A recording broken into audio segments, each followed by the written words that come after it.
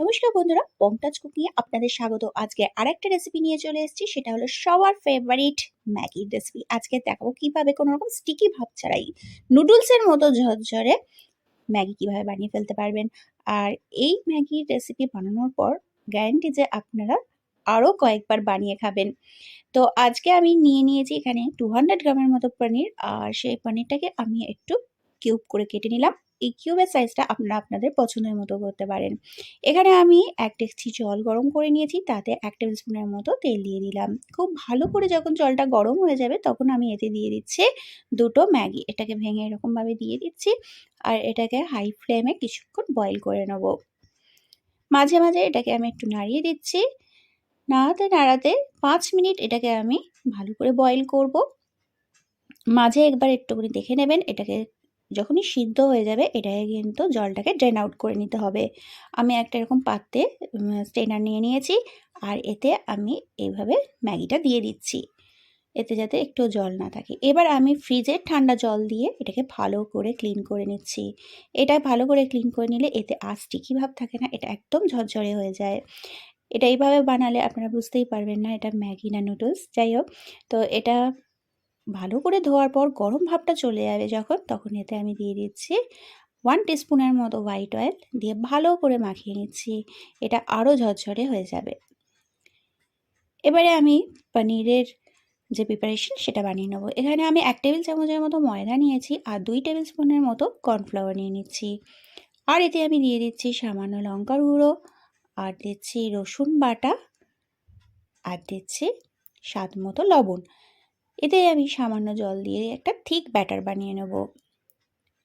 জলটা অল্প অল্প করে মেশাবেন। যখন এরকম থিক ব্যাটার হয়ে যাবে এতে আমি সব পনিরগুলো দিয়ে দেবো, দিয়ে ভালো করে মাখিয়ে নিচ্ছি। এটাকে আপনারা কিছুক্ষণ ম্যারিনেটও করতে পারেন, আর যদি টাইম কম থাকে তাহলে সঙ্গে সঙ্গেও ফ্রাই করতে পারেন। আমি এখানে একটা কড়াইতে নিয়ে নিচ্ছি হোয়াইট অয়েল, আর এটাকে খুব ভালো করে গরম করে নেব। যখন ভালো করে গরম হয়ে যাবে এটাকে একটা একটা করে ছেড়ে ভালো করে ফ্রাই করে নেব।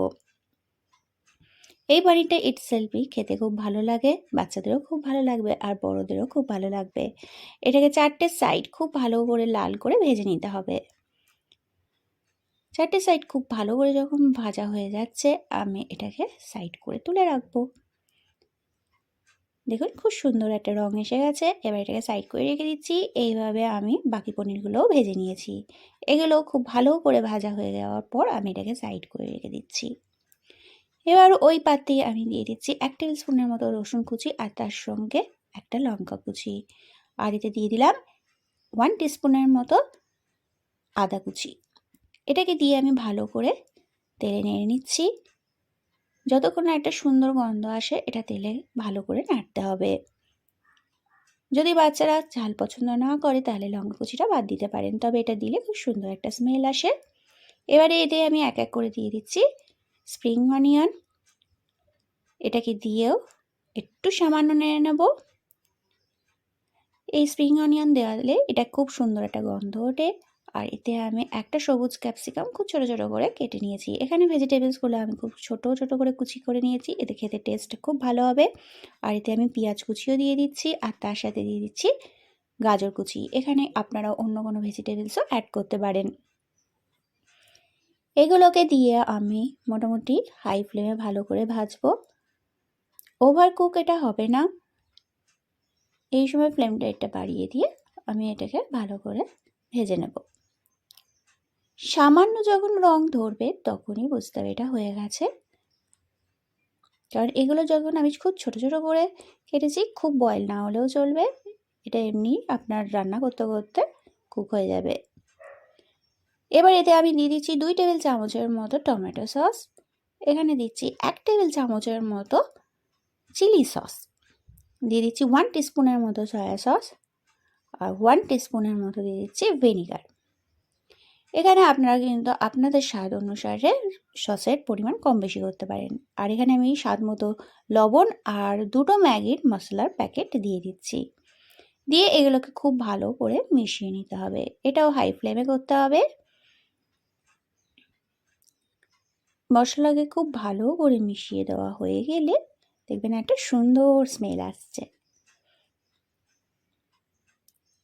এবারে এতে আমি আস্তে আস্তে দিয়ে দেবো আমার আগে বয়েল করা ম্যাগিটা। দেখুন এটা কতটা ঝরঝরে হয়েছে, একদম নুডলসের মতো। এটা কিন্তু বাড়িতে অতিথি এলে বা বাচ্চাদের যে কোনো সময় কিন্তু বানিয়ে দিতে পারেন। এটা কিন্তু খুবই ভালো লাগে খেতে। তো এটাকে আমি ভালো করে এবার মিক্স করে নিচ্ছি, যাতে সস আর ভেজিটেবলসগুলো ভালো করে মেখে যায়। এবার যখন মাখা হয়ে যাবে তখন আমি লাস্টে পনিরগুলো অ্যাড করছি। পনিরগুলোতে একটা ক্রিস্পি ভাব আছে, তাই একদম লাস্টে অ্যাড করছি যাতে এটা নরম না হয়ে যায়। এটাকে দিয়ে সামান্যই আমি নাড়াচাড়া করব, খুব বেশি নাড়াচাড়া করার দরকার নেই। পনিরগুলো যখন এতে দেবেন এটা একটা সুন্দর লুক চলেই আসে। আপনাদের দেখিয়ে দেবো এটা কতটা ঝরঝরে হয়ে গেছে। চলুন এটা একটা সার্ভিং প্রসেসে চলে যাই। আমি এটা সার্ভিং বলে এটা সার্ভ করে দিয়েছি। এবারে আপনাদের দেখিয়ে দেবো এটা কতটা ঝরঝরে হয়েছে। আপনারা কিন্তু অবশ্যই এটাকে বানিয়ে দেখবেন। দেখুন এর লুকটাও যতটা সুন্দর লাগছে। যদি আপনাদের এই রেসিপিটা ভালো লাগে তাহলে অবশ্যই একটা লাইক দেবেন, আর যদি আমার চ্যানেলের রান্নাগুলো ভালো লাগে তাহলে অবশ্যই সাবস্ক্রাইব করবেন আমার চ্যানেলটা। আবার একটা নতুন রেসিপি নিয়ে চলে আসবো আপনাদের সামনে। ততক্ষণ আপনাদের সবাইকে ধন্যবাদ।